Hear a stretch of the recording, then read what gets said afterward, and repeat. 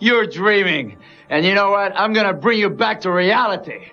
And reality is... Rick Martel's legacy in professional wrestling often gets overshadowed by his mid-card status and the model gimmick. Few know about his early days in Montreal, where he once wrestled 3 matches in a single night, each with a different persona. This glimpse into Martel's versatility challenges our understanding of wrestling history. In the next 20 minutes, we'll reveal how Martel's journey from Montreal's gritty circuits to WWE stardom showcases a level of technical skill and character evolution that was decades ahead of its time. We'll also uncover a surprising aspect of Martel's career that might change your perspective on the model forever. Prepare to see this wrestling icon in a whole new light. In the gritty wrestling circuits of Montreal in the early 1970s, a young Rick Martel was already turning heads. At just 16 years old, Martel stepped into the ring for the first time, carrying the legacy of his brother Michel, who had tragically passed away in a car accident. He faced the daunting task of carving out his own path in a fiercely competitive landscape. Montreal's wrestling scene was a pressure cooker of talent.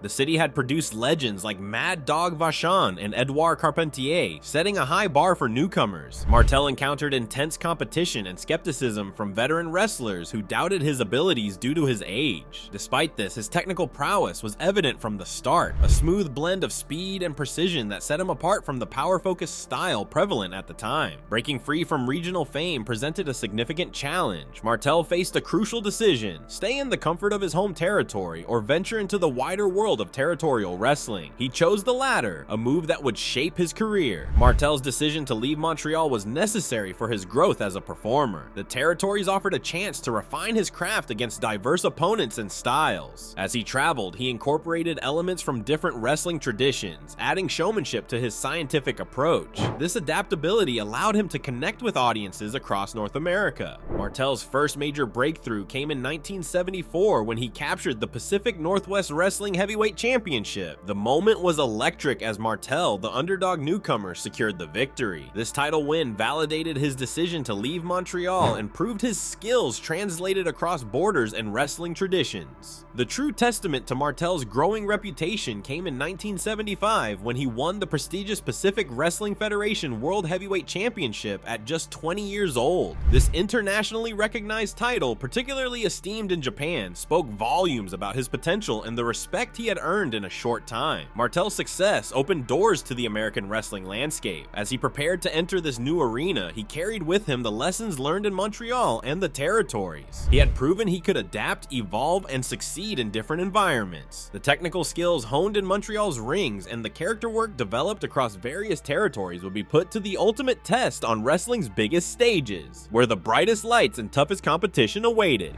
As Rick Martel stepped onto the grand stage of American wrestling, he faced a landscape vastly different from the familiar territories he'd conquered. The technical prowess that had propelled him to success now seemed insufficient in a world where larger-than-life personalities reigned supreme. Martel's journey through the American wrestling scene would test his in-ring abilities, adaptability, and resilience in ways he couldn't have imagined.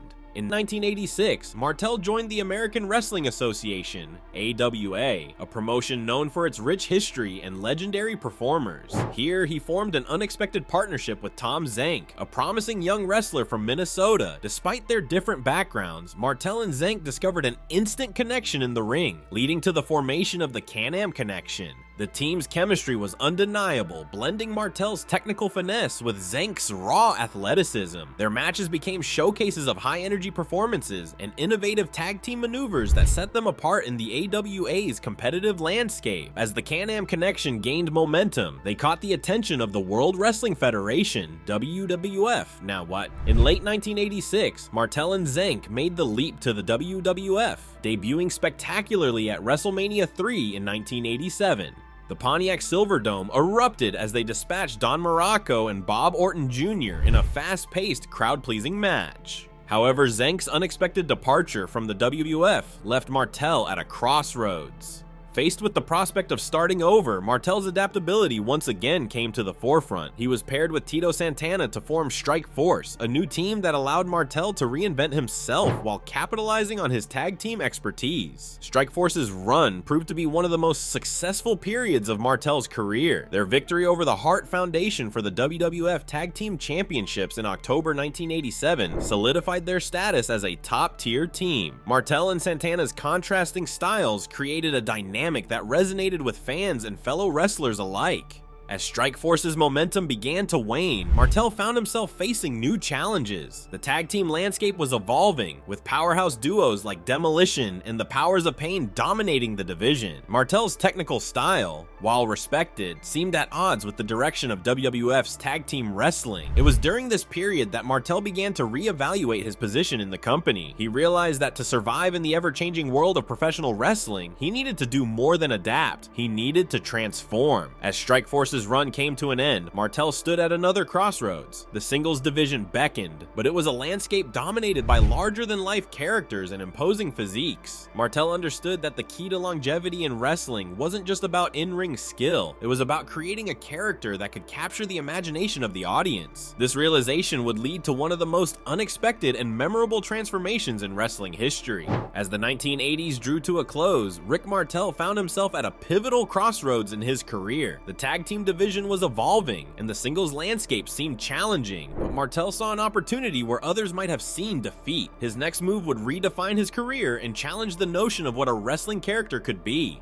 In 1989, a shoulder injury forced Martel to step away from the ring temporarily. During his recovery, Martel immersed himself in fashion magazines and runway shows, sparking the idea for the Model, a narcissistic, preening heel who believed himself to be the epitome of male beauty and sophistication. Martel later reflected, "I knew I needed something different to stand out. The fashion world was so far removed from wrestling, it felt like the perfect contrast. I wanted to create a character that would irritate people just by existing." The transformation was stark. The clean-cut boy-next-door image was replaced by a perfectly coiffed prima donna who carried an atomizer of his signature fragrance, arrogance. Martel's in-ring style evolved to match his new persona. He incorporated more posing and preening between moves, often pausing mid-match to check his hair or adjust his attire. The debut of the Model, Rick Martel, in late 1989 was met with confusion and intrigue. Martel's commitment to the role was total. His mannerisms, speech patterns, and ring style underwent a complete overhaul. The arrogance perfume became a weapon, with Martel blinding opponents with a spritz to the eyes, drawing massive heat from the crowd. As the Model gained traction, Martel found himself in high-profile feuds with top WWF stars. His program with Jake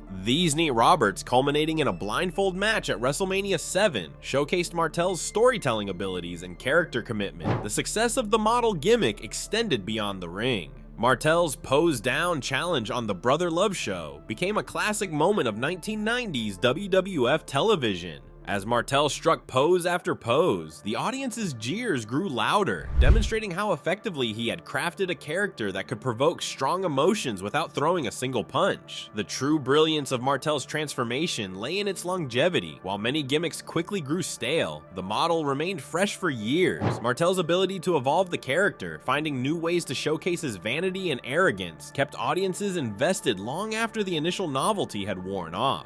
The creation and success of the Model revealed Martel's keen understanding of character psychology and audience engagement.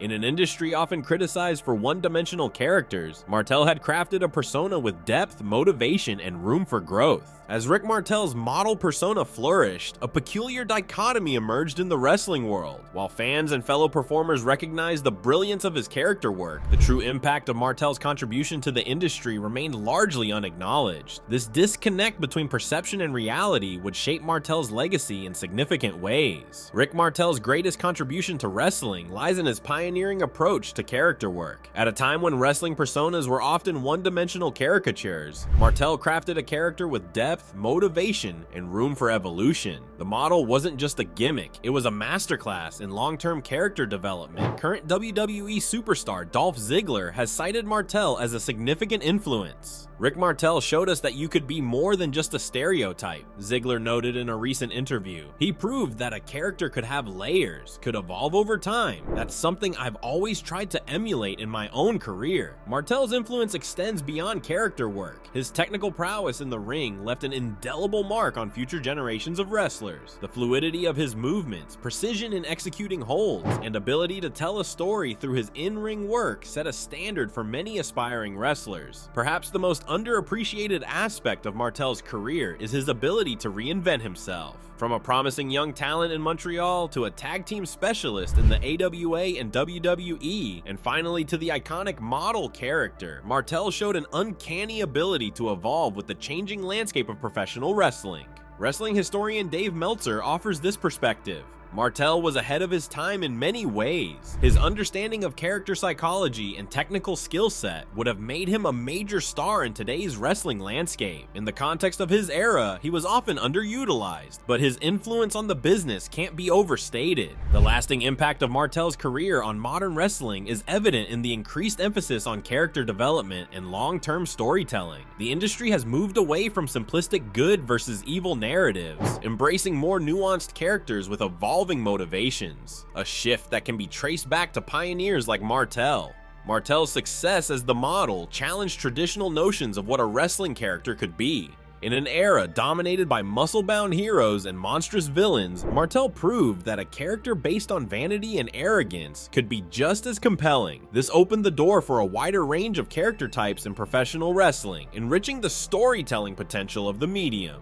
As we look at the wrestling landscape today, with its emphasis on character depth, technical skill, and the ability to evolve over time, we see the fingerprints of Rick Martel's influence. His legacy isn't measured in championship gold or main event slots, but in the subtle ways he helped shape the future of the industry. Rick Martel's journey through professional wrestling reveals a performer far ahead of his time. His ability to reinvent himself from technical marvel to tag team specialist to the iconic model showcases a depth of character work rarely seen in his era. Martel's legacy extends beyond championships. It lies in his influence on future generations who learned from his example of character evolution and long-term storytelling. This re-examination of Martel's career challenges our understanding of wrestling history, highlighting the importance of adaptability and nuanced character development. His impact continues to resonate in today's wrestling landscape, where character depth and technical skill are more valued than ever. As Bret Hart said, Rick Martel was one of the most underrated workers in the business. Let this inspire us to reassess other overlooked innovators who shaped the industry we love.